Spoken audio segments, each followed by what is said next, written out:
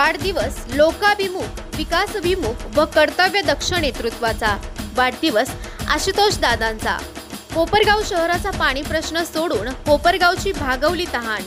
आमदार आशुतोष दादा काळे यांना वाढदिवसाच्या मनपूर्वक हार्दिक शुभेच्छा।